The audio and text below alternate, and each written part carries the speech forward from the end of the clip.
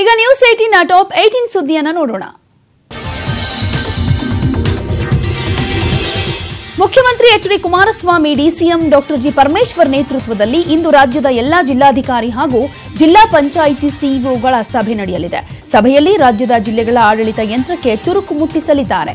ವಿವಿಧ ಜಿಲ್ಲೆಗಳ ರೈತರ ಸಮಸ್ಯೆಗಳು, ಪರಿಹಾರಗಳು, ಮೈತ್ರಿ ಸರ್ಕಾರದ ಯೋಜನೆಗಳು, ಅವುಗಳನ್ನು ಕಾರ್ಯಗತಗೊಳಿಸುವ ಬಗ್ಗೆ ಸಭೆ ನಡೆಸಲಿದ್ದಾರೆ.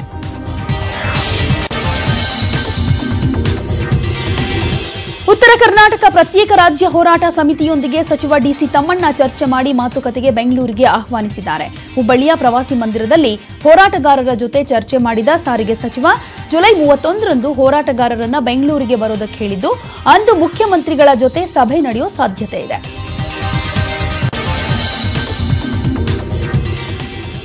ಗುರುಪ್ರಸಾದ್ ಭಟ್ ಬರ್ಬರ ಕೊಲೆ ಪ್ರಕರಣದಲ್ಲಿ ಪೊಲೀಸರು ಮೂವರನ್ನ ವಶಕ್ಕೆ ಪಡೆದಿದ್ದಾರೆ. ಕುಂದಾಪುರದ ಕಂಡ್ಲೂರಿನ ರಾಜೇಶ್, ಪ್ರದೀಪ್ ಮತ್ತು ಸುಜೀತ್ ಪಿಂಟೋರನ್ನ ಪೊಲೀಸರು ಅರೆಸ್ಟ್ ಮಾಡಿದ್ದಾರೆ.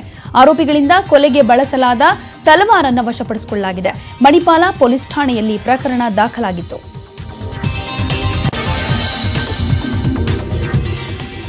ಪತ್ನಿಗೆ ಬೆಂಕಿ ಹಚ್ಚಿ ಪತಿ ಕೂಡ ಬೆಂಕಿ ಹಚ್ಚಿಕೊಂಡಿರುವ ಘಟನೆ ತುಮಕೂರು ಜಿಲ್ಲೆ ಕೋಳಾಲದ ಯಲೇರಾಪುರದಲ್ಲಿ ನಡೆದಿದೆ.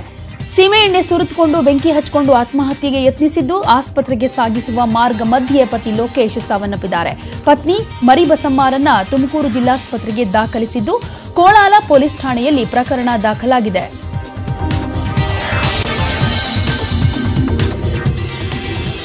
ಮೈಸೂರಿನ ತಾರಕ ಡ್ಯಾಂ ಅಧಿಕಾರಿಗಳ ಎಡವಟ್ಟಿನಿಂದಾಗಿ ಜಲಾಶಯದಲ್ಲಿ ಭಾರೀ ಪ್ರಮಾಣದ ನೀರು ಪೋಲಾಗಿದೆ.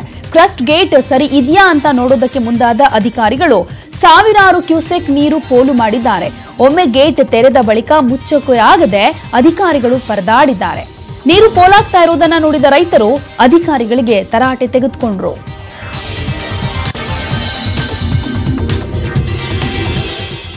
ಹಾಸನದ ಚನ್ನರಾಯಪಟ್ಟಣದಲ್ಲಿ ನಡೆದ ನಾಟಿ ಕೋಳಿ ರಾಗಿ ಮುದ್ದೆ ತಿನ್ನೋ ಸ್ಪರ್ಧೆಯಲ್ಲಿ ಮಂಡ್ಯದ ಮೀಸೆ ಹಿರೇಗೌಡ ಜಯಗಳಿಸಿದ್ದಾರೆ. ಸ್ಪರ್ಧೆಯಲ್ಲಿ 3.4 ಕೆಜಿ ಮುದ್ದೆ ತಿಂದ ಮೀಸೆ ಹಿರೇಗೌಡ ಪ್ರಶಸ್ತಿಯನ್ನು ತಮ್ಮದಾಗಿಸಿಕೊಂಡಿದ್ದಾರೆ. ಈ ಹಿಂದೆ ಮಂಡ್ಯದಲ್ಲಿ ನಡೆದ ಸ್ಪರ್ಧೆಯಲ್ಲಿಯೂ ಹಿರೇಗೌಡ ಜಯಗಳಿಸಿದ್ರು. 3 ಕೆಜಿ ಮುದ್ದೆ ತಿಂದು ಧರ್ಮ ಅನ್ನೋರು ದ್ವಿತೀಯ ಬಹುಮಾನವನ್ನು ಪಡೆದರು.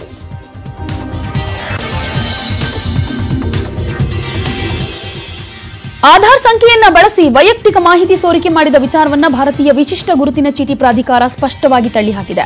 ಆಧಾರ್ ಡೇಟಾಬೇಸ್ ಅಥವಾ ಯುಐಡಿಐಎ ಸರ್ವರ್ನಿಂದ ಆರ್ಎಸ್ ಶರ್ಮಾ ಅವರ ಯಾವುದೇ ವೈಯಕ್ತಿಕ ಮಾಹಿತಿ ಸೋರಿಕೆಯಾಗಿಲ್ಲ ಅಂತ ಯುಐಡಿಎಐ ಸ್ಪಷ್ಟಪಡಿಸಿದೆ.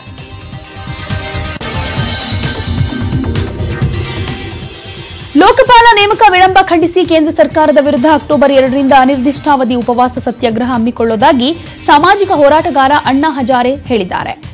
ಭ್ರಷ್ಟಾಚಾರ ಮುಕ್ತ ರಾಷ್ಟ್ರಕ್ಕಾಗಿ ತಮ್ಮ ಅಭಿಯಾನದಲ್ಲಿ ಸೇರಬೇಕು ಅಂತ ಜನರಲ್ಲಿ ಮನವಿ ಕೂಡ ಮಾಡಿದ್ರು.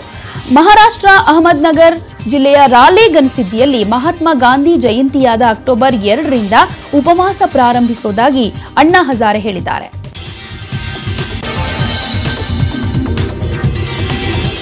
ದೆಹಲಿಯಲ್ಲಿ ಸಿಸಿ ಕ್ಯಾಮೆರಾ ಅಳವಡಿಸುವ ಬಗ್ಗೆ ಲೆಫ್ಟಿನೆಂಟ್ ಗವರ್ನರ್ ನೀಡಿದ ವರದಿಯನ್ನ ಸಿಎಂ ಕೇಜ್ರಿವಾಲ್ ವೇದಿಕೆಯಲ್ಲೇ ಹರಿದು ಹಾಕಿದ್ದಾರೆ.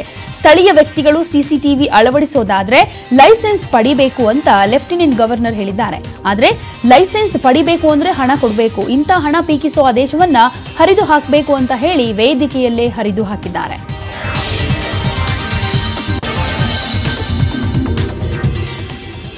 ನಾನು ಉದ್ಯಮಿಗಳೊಂದಿಗೆ ಬಹಿರಂಗವಾಗಿ ಕಾಣಿಸಿಕೊಳ್ಳುವುದಕ್ಕೆ ಹೆದರೋದಿಲ್ಲ ಅಂತ ಪ್ರಧಾನಿ ಮೋದಿ ಪ್ರತಿಪಕ್ಷಗಳಿಗೆ ತಿರುಗೇಟು ಕೊಟ್ಟಿದ್ದಾರೆ.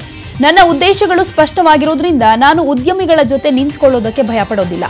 ನಮ್ಮ ಧ್ಯೇಯ ಉದ್ದೇಶ ಉದಾತ್ತವಾಗಿದ್ರೆ ಯಾರ ಜೊತೆ ಬೇಕಾದರೂ ಕಾಣಿಸಿಕೊಳ್ಳೋದಕ್ಕೆ ಹಿಂಜರಿಯೋದಿಲ್ಲ ಅಂತ ಲಕ್ನೋನಲ್ಲಿ ಪ್ರಧಾನಿ ಮೋದಿ ಹೇಳಿದ್ದಾರೆ.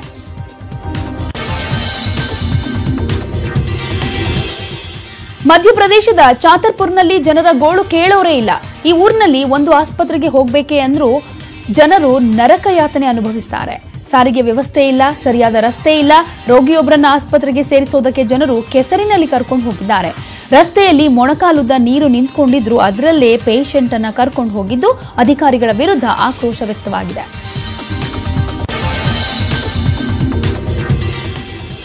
ಸ್ಟೇಡಿಯಂ ಒಂದು ಏಕಾಏಕಿ ಕುಸಿದು ಬಿದ್ದ ದುರ್ಘಟನೆ ರಾಜಸ್ಥಾನದ ಶ್ರೀಗಂಗಾನಗರ ಜಿಲ್ಲೆಯ ಪಾದಂಪುರ್ನಲ್ಲಿ ನಡೆದಿದೆ. ಟ್ರ್ಯಾಕ್ಟರ್ ರೇಸ್ ನೋಡುವುದಕ್ಕೆ ಭಾರೀ ಸಂಖ್ಯೆಯ ಜನ ಸೇರಿದ್ರು. ಏಕಾಏಕಿ ಸ್ಟೇಡಿಯಂ ಕುಸಿದು ಬಿದ್ದಿದ್ರಿಂದ 200ಕ್ಕೂ ಹೆಚ್ಚು ಜನರಿಗೆ ಗಾಯಗಳಾಗಿರೋ ಮಾಹಿತಿ ಸಿಕ್ಕಿದೆ. ಗಾಯಾಳುಗಳಿಗೆ ಶೀಘ್ರವೇ ಪರಿಹಾರ ಘೋಷಿಸಲಾಗುತ್ತೆ ಅಂತ ಸಂಸದ ನಿಹಾಲ್ ಚಂದ್ ಚೌಹಾಣ್ ತಿಳಿಸಿದ್ದಾರೆ.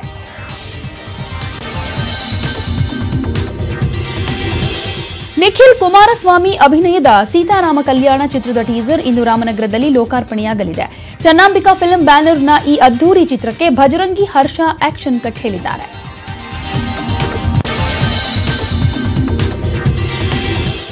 ಕಲ್ಪನಾ 2 ನಂತರ ನಟಿ ಲಕ್ಷ್ಮೀ ರೈ ಮತ್ತೆ ಕನ್ನಡಕ್ಕೆ ಬರ್ತಿದ್ದಾರೆ. ಝಾನ್ಸಿ ಎಂಬ ಚಿತ್ರದಲ್ಲಿ ಈ ಗ್ಲಾಮರಸ್ ಬ್ಯೂಟಿ ಅಭಿನಯಿಸ್ತಾ ಇದ್ದು, ಮರ್ಯಾದೆ ರಾಮಣ್ಣ ಖ್ಯಾತಿಯ ಗುರುಪ್ರಸಾದ್ ನಿರ್ದೇಶಿಸಲಿದ್ದಾರೆ.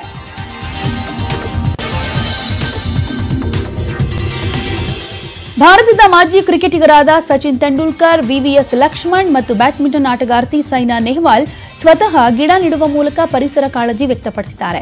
ತೆಲಂಗಾಣ ಸರ್ಕಾರದ ಹರಿತಾ ಹರಾಮ್ ಕಾರ್ಯಕ್ರಮದಿಂದ ಸಚಿನ್, ಲಕ್ಷ್ಮಣ್ ಮತ್ತು ಸೈನಾಗೆ ಟ್ವಿಟರ್, ಫೇಸ್ಬುಕ್ನಲ್ಲಿ ಸವಾಲು ನೀಡಲಾಗಿತ್ತು.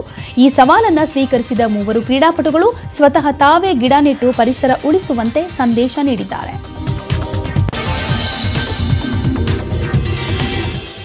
ರಾಷ್ಟ್ರೀಯ ಟೆನ್ನಿಸ್ ಚಾಂಪಿಯನ್ ಸೌರಭ್ ವರ್ಮಾ 2016ರ ಬಳಿಕ ಮೊದಲ ಬಾರಿಗೆ ರಷ್ಯಾ ಓಪನ್ ಟೈಟಲ್ ಮುಡಿಗೇರಿಸಿಕೊಂಡಿದ್ದಾರೆ. ರಷ್ಯಾದಲ್ಲಿ ನಡೆದ ಫೈನಲ್ ಪಂದ್ಯದಲ್ಲಿ ಜಪಾನ್ನ ಕೋಕಿ ವಟಾನಬೆ ವಿರುದ್ಧ 18-21, 21-12, 21-17 ಸೆಟ್ಗಳಿಂದ ಗೆಲ್ಲುವ ಮೂಲಕ 52 ಲಕ್ಷ ರೂಪಾಯಿ ಪ್ರಶಸ್ತಿಯನ್ನ ತಮ್ಮದಾಗಿಸಿಕೊಂಡಿದ್ದಾರೆ.